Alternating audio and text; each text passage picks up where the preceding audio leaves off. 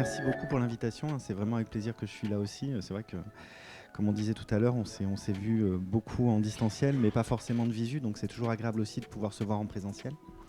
Donc juste pour me présenter rapidement, moi je suis Julien Chiaroni, je travaille au secrétariat général pour l'investissement et je m'occupe justement d'un programme sur tout ce qui est la sécurisation, la fiabilisation en fait, des systèmes à base d'IA, donc tout ce qui touche finalement aux aspects de confiance.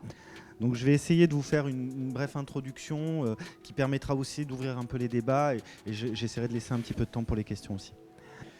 Donc je vais essayer de parler un peu des différentes raisons en fait, qui ont poussé les acteurs à s'intéresser à la confiance dans l'IA.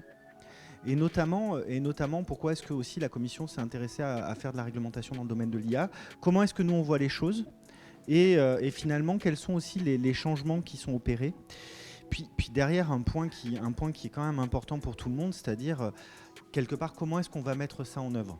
Parce qu'on voit bien, c'est quand même, on l'a vu pour la RGPD ou d'autres réglementations, c'est quand même quelque chose de lourd à mettre en place. Et après, finalement, il faut arriver à le mettre en œuvre dans les organisations de manière à pouvoir être à la fin en conformité avec ces réglementations, ces normes et ces standards. Donc vraiment, les questions de base, le quoi, le pourquoi, le qui, le comment, etc. Et alors, voilà. Donc, ce qu'il faut bien comprendre par rapport à la réglementation IA, donc c'était vraiment un projet qui était inscrit dans les 100 premiers jours de la Commission européenne, la nouvelle Commission européenne. Donc, il y avait vraiment une volonté politique en fait de pouvoir réglementer sur l'IA et notamment les usages de l'IA. Alors déjà, la première question qui s'est toujours posée, c'est finalement qu'est-ce qu'on entend par IA. Donc il y a eu plein de définitions, ça a évolué au sein de la réglementation, etc. Je rappelle que le texte est toujours en cours de discussion, donc ça peut toujours évoluer. Mais il y a quand même 3 éléments qui sont quand même principaux.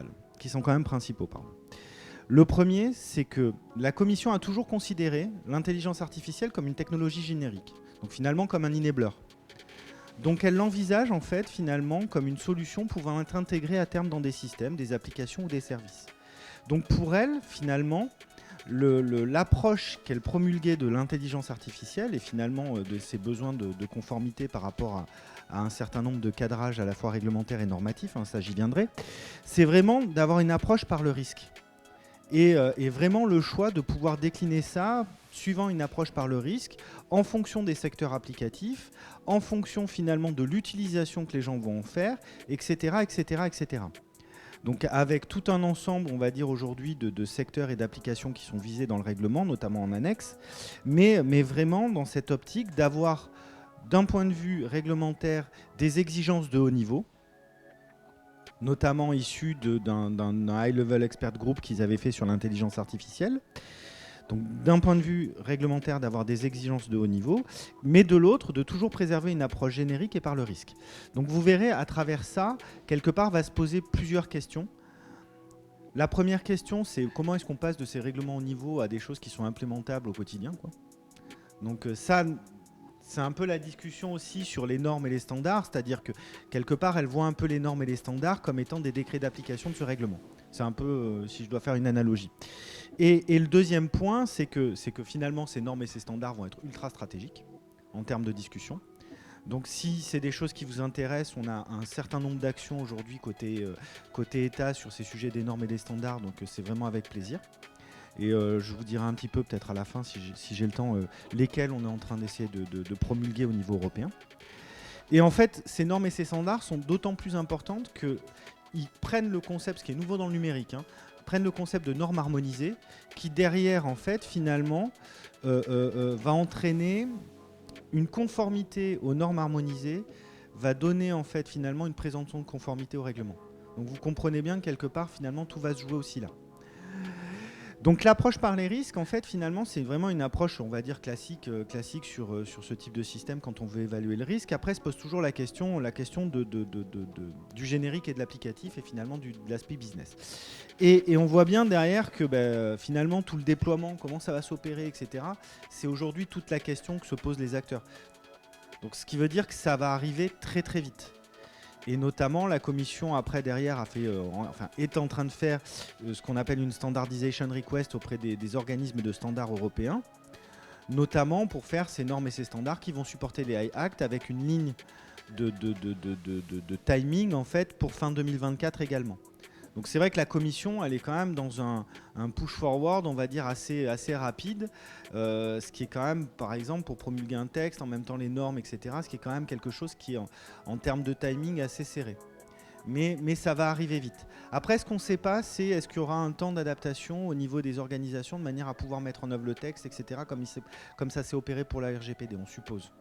C'est-à-dire que finalement, même si le texte est adopté en 2024, les normes, on laissera peut-être un peu le temps aux organisations de se mettre en œuvre. Et ce qu'il faut bien comprendre, c'est que quelque part, autant pour les acteurs qui vont promulguer des produits et des services, que pour les acteurs qui vont développer de l'IA, ça va avoir un impact à la fois sur votre organisation, sur votre sous-traitance. C'est-à-dire que vous ne pouvez pas non plus intégrer des algos d'IA ou des systèmes basés IA si vous n'avez pas un certain nombre d'exigences ou de requirements qui sont respectés. Donc ça va redescendre en fait finalement dans l'ensemble des chaînes de valeur de manière à pouvoir finalement à la fin prouver qu'on a une conformité à tout ça. Finalement, quand vous allez avoir une applicatif, produit, service, quel que soit le domaine considéré, la première démarche que vous allez opérer, en fait, c'est finalement est-ce que vous allez tomber sous un des coûts de la réglementation, c'est-à-dire ce qu'on considère comme inacceptable. Ça, je pense que tout le monde a vu la pyramide. Enfin, vous me dites si vous ne l'avez pas vu, mais les risques inacceptables, les risques qui sont importants, etc., etc. Donc finalement, l'approche par le risque et finalement les éléments de réglementation vous vont dire dans quelle catégorie vous fixez. Il n'empêche que derrière, il y a quand même un élément important à prendre en compte. C'est que même pour les approches à risque minimum, c'est-à-dire celles pour lesquelles en fait, on a marqué un statu quo, la commission incite quand même les acteurs à suivre un certain nombre de codes de conduite. Donc ça veut dire que, voire même, à un moment donné, ils ont commencé à dire si vous commencez à respecter les normes et les standards, ça serait mieux. Donc ça veut dire quelque part que finalement les zones entre les différents éléments de ma pyramide là, ils sont pas si tranchés. C'est pas à un moment donné vous allez être là et puis pas là. Et, enfin, si vous êtes à risque finalement, bon ça c'est assez clair, mais en fonction de votre positionnement, c'est vrai que ça peut être amené à être un peu flou et donc finalement c'est là où on voit bien que la méthodologie d'approche et de la définition du risque. Et donc finalement, comment est-ce qu'on va gérer le risque à l'intérieur de l'organisation pour une certain type d'application, surtout qu'il peut y en avoir beaucoup, elle va être importante même pour les applications qui sont en bas. Et d'autant plus que je vous rappelle que dans l'annexe qui cite les applications, elle peut être amenée à être évolutive. Donc ça veut dire que c'est pas par exemple à un moment donné vous y êtes et puis vous y êtes plus. Ça peut arriver d'y revenir en fait. Tout ça, ça va impliquer une méthodologie, une approche du risque qui va être normée. Donc notamment nous au niveau français, on mène un certain nombre de travaux sur les normes, sur tout ce qui est le catalogue des risques, les approches par les risques, etc., etc., pour que les acteurs industriels et autres et des guidelines bien précisées de manière à pouvoir le prendre en compte et surtout à pouvoir faire des choses qui sont engagées par rapport à leur responsabilité, puisque c'est ça qui est important. Donc on voit bien qu'il y a tout un écosystème sur l'aspect audit, évaluation qui va se créer aussi, de manière à pouvoir accompagner les acteurs, soit dans des processus de d'audit interne, soit dans des processus d'audit externe, etc., etc. Alors pourquoi j'insiste sur tout ça et pourquoi j'insiste sur ces aspects de méthodo? Parce que quelque part c'est ce qui permet de faire les choses correctement et c'est ce qui va permettre aussi de guider, de moins se poser de questions, d'avoir des guidelines pour pouvoir le décliner. Et ça, ça facilite à la fois la mise en œuvre, à la fois opérationnelle, et ça facilite aussi la déclinaison. Et dernier point, le point en bas, je sais qu'il y aura une discussion juste après, ça aussi promeut l'émergence de labels. Puisqu'on voit bien que derrière, même si vous êtes dans le risque minimum, il y aura une vraie valeur business à montrer qu'on a un certain niveau de qualité. Et donc ces aspects de label sont ultra importants parce qu'ils vont permettre aussi de même si vous n'êtes pas sous le coup d'une certif comme un acteur aéro par exemple, de montrer que vous respectez un certain nombre d'exigences, un certain nombre de process et que derrière en fait finalement vous avez un gage de qualité, quoi. Donc pour tout vous dire, globalement en fait comment ça va s'articuler, et c'est ça toute la difficulté en fait. C'est-à-dire qu'on a une réglementation de haut niveau qui va se décliner en standard. Là, je vous ai mis un peu les éléments de la standardization request qui ont été faits. avec une volonté de l'Europe d'être beaucoup plus pushy sur les standards. Donc ça a été affiché par Thierry Breton. Il veut davantage promulguer ces standards au niveau international que de prendre des standards qui viennent du secteur international pour des questions de souveraineté. Puisqu'on comprend bien qu'après, finalement, les discussions sont assez ouvertes. Et lui, il a envie de pousser, en fait, finalement, la vision de l'Europe au travers de ces standards, puisque quelque part, vos valeurs, elles se retrouveront aussi un peu là. Finalement, vous voyez un peu tous les éléments de standard qui sont pris en compte. Donc, il y a ceux que j'ai mentionnés. Il y a le risque management pour les systèmes d'IA, donc ça sur lequel on a pas mal de choses en cours. Il y a tout ce qui est aspect gouvernant de la qualité des data, etc. Il y a les aspects de transparence, human oversight. Enfin, vous retrouvez des éléments, et derrière notamment il y a les aspects classiques, accuracy, robustness, cybersécurité, le management de la qualité, le conformity assessment, etc., etc. Finalement, comment est-ce que moi personnellement, enfin là je parle pas pour le compte de l'État, mais comment moi personnellement j'interprète un peu tout ça. Je pense qu'il y a un aspect qui est fondamental dans la réglementation. Et finalement sur l'approche par les risques et finalement l'approche par des critères de criticité.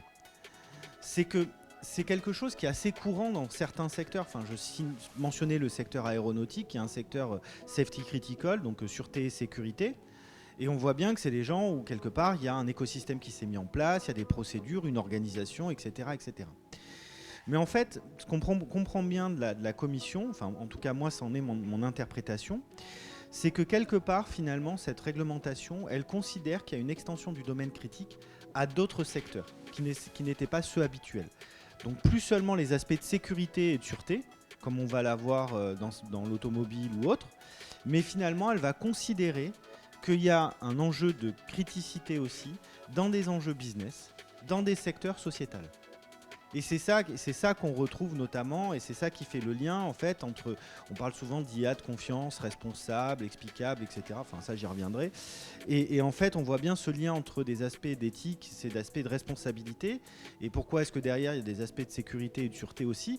C'est parce que quelque part en fait la commission considère certaines applications, peut-être pas toutes, enfin ça comme encore une fois ça demande à être précisé, certaines applications qui sont sociétales ou éthiques d'un point de vue critique. Pour nous, on pense aux problématiques de désinformation ou autres, on en discutait tout à l'heure. Et derrière, en fait, se pose la question, c'est toujours... Parce que depuis le début, je parle d'IA de confiance. Mais en fait, c'est quoi la confiance? Définir une IA de confiance, c'est hyper difficile. Si vous commencez une discussion en disant on va se mettre autour de la table et puis on va se dire on va donner une définition à l'IA de confiance, on n'y arrivera jamais, on y sera à la fin des temps et ça sera pas possible. En fait finalement on s'en sort en disant que la confiance elle se décrit par des caractéristiques et c'est là l'élément principal derrière. C'est-à-dire que pour vous déjà, pour implémenter d'un point de vue opérationnel des éléments de confiance, il faut savoir sur quoi repose cette confiance. Donc quelles sont les caractéristiques qui sont sous-tendues derrière. Alors là j'en ai cité quelques-unes, privacy, fairness, robustness, human-centric et tout. Dans certains projets qu'on pilote, il y en a 150. Et donc ce que je veux dire par là, c'est que derrière, pourquoi on se retrouve avec beaucoup de caractéristiques, c'est qu'en fait finalement... en fonction de la personne, en fonction de ce que vous voulez expliquer, etc., en fonction d'approches techniques ou plus, on va dire, humaines, c'est pas la même chose. Et c'est là qu'en fait, vous vous dites, ouais, mais enfin, si j'ai 150 caractéristiques à vérifier dans mon process, ça va s'avérer ultra compliqué. Et c'est là que quelque chose que nous, on est en train de pousser est assez fondamental. On travaille notamment à une norme qui, on espère à terme, sera une norme harmonisée, qui est sur les aspects de overarching characteristic of trustworthiness. C'est-à-dire finalement, comment est-ce qu'on a une approche qui permet de dire, voilà, quand vous allez prendre votre système, vous allez étudier telle ou telle caractéristique. Celles-là, je les exclus parce qu'elles ne me concernent pas. Celles-là, je les prends parce que finalement, elles sont pertinentes pour mon cas d'application. Et finalement derrière, qu'est-ce que je vais prendre en compte? Quels sont les KPI, les métriques, les méthodologies d'évaluation et tout. Et c'est là que finalement on voit bien, enfin ce qui correspond à ma partie assessment, c'est là qu'on voit bien aussi que les labels vont être super stratégiques.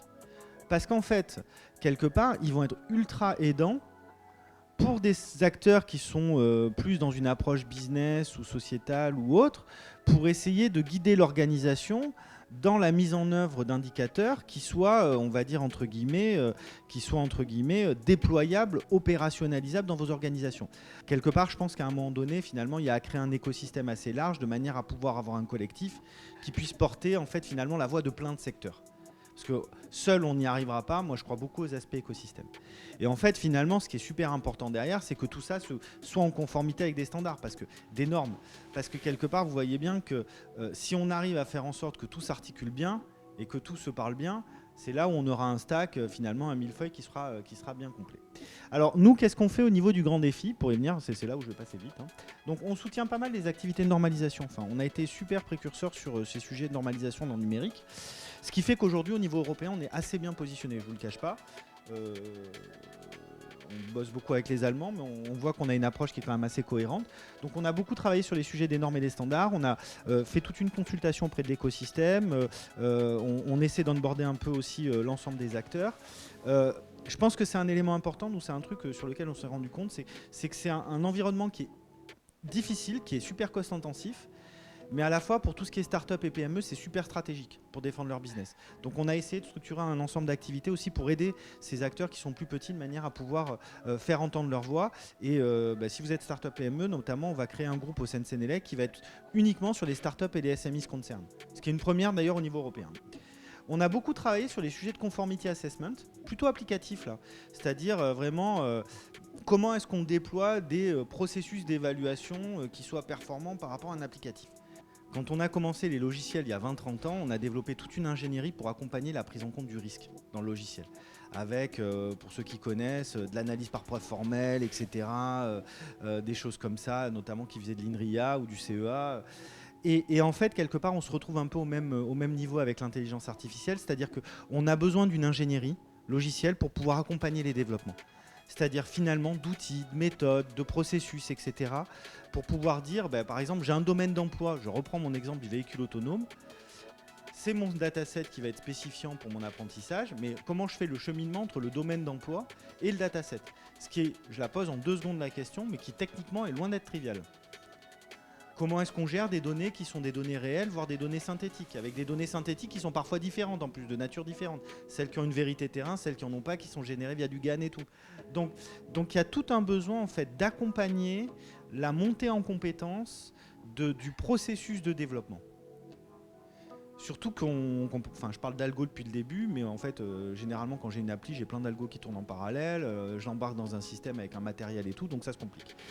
Et là, on a un gros programme qui s'appelle Confiance IA, qui est uniquement là-dessus, qui regroupe à peu près une 50aine de partenaires, un tiers grand groupe, un tiers start-up, un tiers labo à peu près, un tiers labo de recherche.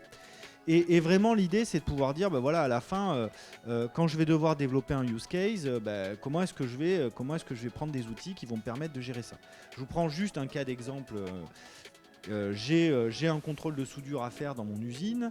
Mon ingénieur qualité, mon responsable d'usine me dit mais attends, moi je vais pas passer sur un système de computer vision parce que derrière ma responsabilité, s'il y a un problème, elle est engagée. Comment est-ce que tu me prouves la qualité? Je pouvais avoir un algo qui avait de la performance, mais si je sais pas répondre à c'est quoi la preuve de qualité, qu'est-ce que j'ai mis en œuvre pour pouvoir mitiger le risque et tout, en fait il prendra pas le risque. Donc il n'engagera pas sa responsabilité. Donc en fait c'est toute cette question-là qu'on essaie de traiter dans le cadre de Confiance AI. Alors un slide super barbare. Mais juste pour dire 2 trucs, mais je vous filerai le position paper si vous le voulez. Globalement c'est un peu ce que j'ai redit, juste dans les parties précédentes. Mais on voit bien que quelque part, en fait finalement il y a 3 principaux enjeux. Il y a vraiment l'enjeu de conformity assessment, c'est ce que je mentionnais, l'enjeu de standard et toute la partie ingénierie. Et derrière, en fait, tout ça, ça doit s'intégrer dans une IT. Et donc, toute cette architecture-là, elle va servir après pour développer des fonctions de base et les embarquer dans des systèmes. Et ce que je voulais dire par là, c'est pas pour montrer un slide que je mettrai 20 minutes à commenter, mais c'est pour dire finalement, c'est pas que le point de vue de Julien Caronnier aujourd'hui, quoi. Ça, c'est issu d'un position paper qu'on a fait avec tout un ensemble d'acteurs français, mais aussi d'acteurs allemands et européens, et qui montre qu'en fait, on partage tous un peu la même vision. Il y a un vrai besoin de confiance parce que c'est un besoin besoin sociétal, hein. Les gens, ils ont besoin d'avoir confiance pour pouvoir utiliser des systèmes, etc., hein. Que je parle d'un citoyen ou d'un pilote d'avion qui va utiliser son SPO. Et tout ça, en fait, ça demande en fait une organisation, ça demande de la technique, ça demande des transformations au sein des entreprises, ça demande tout ça. Ça demande une structuration d'un écosystème de confiance plus large au travers des normes, des labels. Et c'est un peu ça qu'on essaie de mettre en œuvre dans le cadre du Grand Défi et que l'État essaie d'impulser. Globalement, aujourd'hui, si je compare, on est quand même en bonne position au niveau européen, mais ce n'est pas pour autant qu'on a gagné. Si vous avez des questions, je vous remercie.